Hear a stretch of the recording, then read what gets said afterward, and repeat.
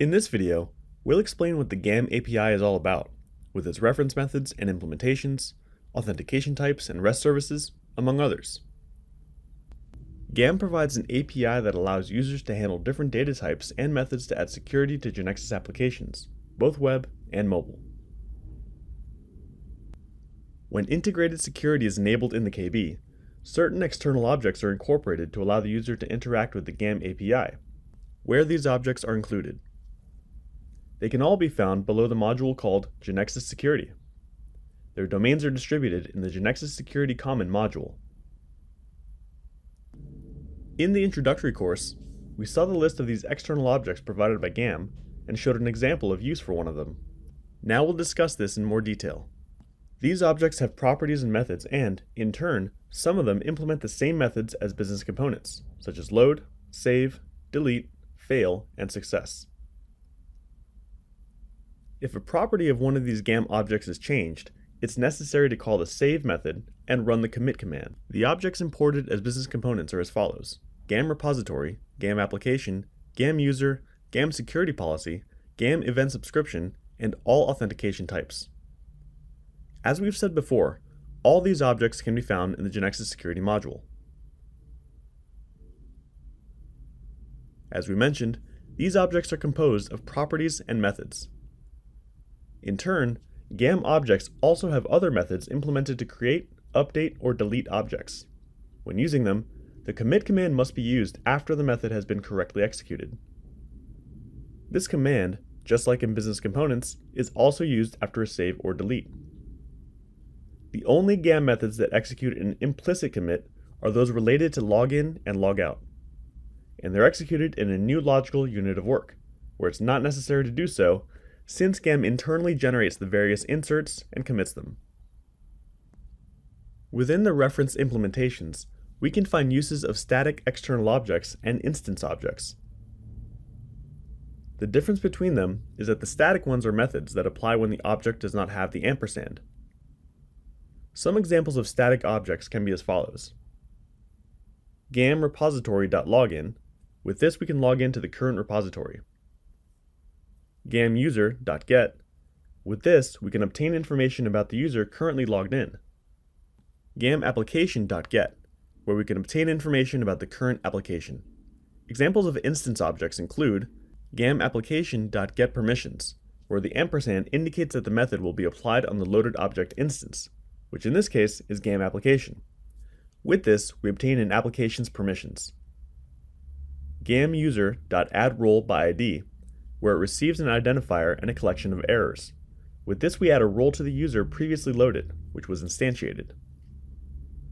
Now let's look at two reference implementations of our own, such as login and logout. Let's start with login.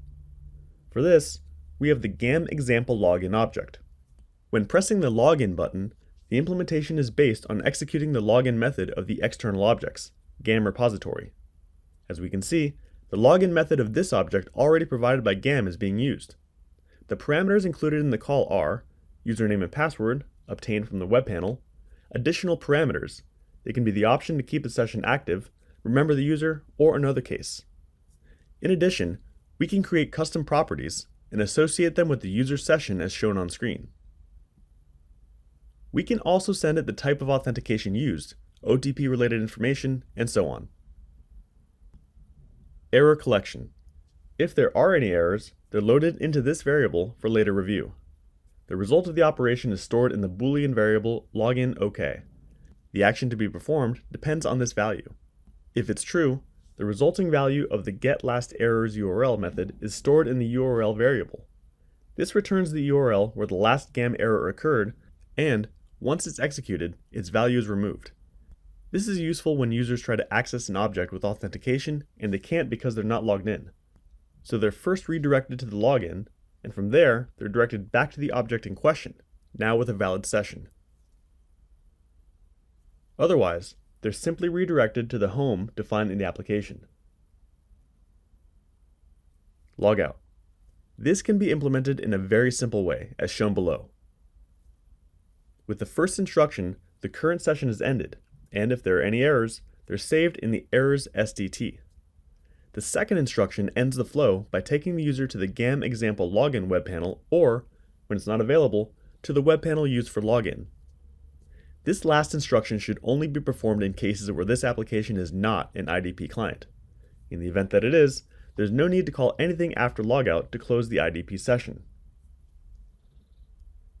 In the introductory course, we also addressed the types of authentication from the Gam web backoffice, but we mentioned that this is also possible through the Gam API. To do so, we have the external objects shown on screen, one for each authentication type supported by Gam. Let's take the example of the Facebook authentication type. If we wanted to create one of these, first we should create a variable of this type.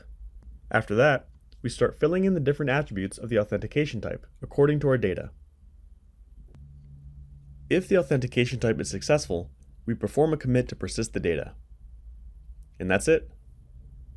In the Gam API examples, you can find this and all the other examples for each authentication type, including insertion, modification, and deletion. These examples are located in the Genexus installation folder inside the library/gam directory. REST services. It's very common for applications to expose REST services, so security is very important when data privacy is a concern. In Genexus, as we've already said, the solution to this is to use Gam, where OAuth technology is used in the background, making it easier for the user to deal with the complexity it contains. The Gam API provides a way to restrict user access to REST services defined in the application. To consume a REST service in Genexus, it's necessary to have the client ID of the application, and the username and password with access permissions to this application. Before consuming the web service, you must first obtain an access token. Let's see a possible implementation of a procedure that consumes it. The first string is composed of client ID of the application, grant type of the flow, scope of the user account you want to access, and username and password of the account you want to access. The URL to be consumed will be the application's base, followed by /OAuth/access_token. The content type header must be added. Also, we execute a POST request with this information through the HTTP client. To read the response, we can do it either in a string or in a JSON. When using the latter, we have the following attributes to be able to read from the response programmatically. If the information is correct, the response of the request should look as follows: providing an access token in a JSON and informing about the scope. Now suppose we already have the access token we saw earlier. How do we proceed to actually consume the service that we want? To do this, each call must contain the access token included in the authorization header of our requests, after the OAuth word as shown on the screen. An example of code can be the following, where we show how to get a list of products. We indicate the URL and add the headers which include the one we said before with the access token. Finally, we execute the request, which in this case is a get to DP product. As we said, it represents a list of products exposed as a REST web service, where this is a secure service because Gam would be enabled in its KB. To close the theoretical part of this topic, we'll see the most common external objects used in Genexus applications. Let's start with Gam repository. This object is quite large, both in terms of its properties and methods. The most common options it provides are everything directly related to a repository: login, users, sessions, roles, applications, and so on. Let's see some of the most common methods. First, we have get authentication types. This method is used to obtain the authentication types of a repository. Then we have get users order by, which obtains all the users according to the preferences passed as filters, where we can also define an order for the return list corresponding to the domain gam user list order.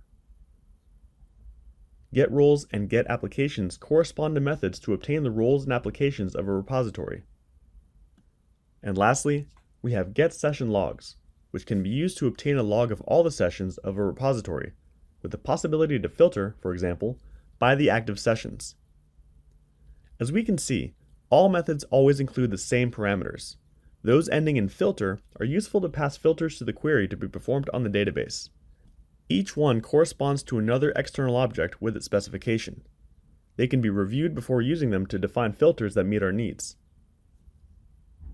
The other parameter corresponds to the various errors that the method may cause when used, which can then be read to verify the result of the application. Gam application. With this object, we'll have control over the applications defined in Gam. Let's see 4 of its most common methods. First, we have getPermissions, which allows us to obtain the list of permissions defined in an application. In its first parameter, we'll indicate the filtering we want to do in the result list. The other 3 parameters are used to add, modify, or delete permissions of an application. In this method, through the first parameter, we must indicate the data of the permission to which we will apply one of these functions. Gam user. With this object, we have full control of a Gam user. Its methods include the ability to obtain all the information of each one and to control their roles, permissions, and sessions. Among the most common ones, we find the typical getRoles to obtain the roles of a user. Then we have getUnassignedRoles, which would be the opposite of the previous method. It returns the roles that the user is not assigned. getPermissions returns the permissions associated with the user. As in the previous method, we have the filter variable. And finally, physicalDelete physically deletes users and all their related data. GamRole. With this object, we can manage Gam roles. Its most outstanding methods include the ability to obtain, add, and delete them, as well as to control their permissions, among others. The most common methods are as follows. With getPermissions, we'll obtain all the permissions associated with the role we have in the GamRole variable. With getChildren, we'll obtain all the children roles contained in the identified role. In both methods, we can use the filtering that we have mentioned for all the other methods. Next, we have add and delete rules by identifier, which basically do what the name of the methods say, except that they work with the child roles of the role to which they're instantiated. In the ID parameter, we send the identifier of the role to add or delete. Let's continue with Gam session. With this object, we can control all sessions. We can obtain all the attributes of a session and its roles, among other things. Let's see 2 of its methods. To load the data of the current session, we do it as follows by using gamSession.get and storing the result in the gamSession variable. This variable is only for the current session. If, for example, we wanted to see the history of all sessions, we must use the gamSessionLog object. In the same way we load the data of the current session, we can load the roles of a session using the getRoles method. Finally, we have gamVersion. Although it's a domain and not an object, it can be useful to know it. There are 2 ways to obtain the Gam version. The first one is through the web backoffice, as we see on screen in the Gam configuration option within Settings. The second way is through Genexus code, and for this, we have different options. To find out the API version, we can do the following. First, we can query it with the domain as shown below. Another option is to perform the following for where the Gam API version variable of Gam version type will have the version we're looking for. To find out the database structure version, we can make a query to the database like the one shown on screen. This returns a boolean indicating the result, and the version number is recorded in the variable Gam database version. Something to keep in mind is that the database version may be newer than the Gam API version.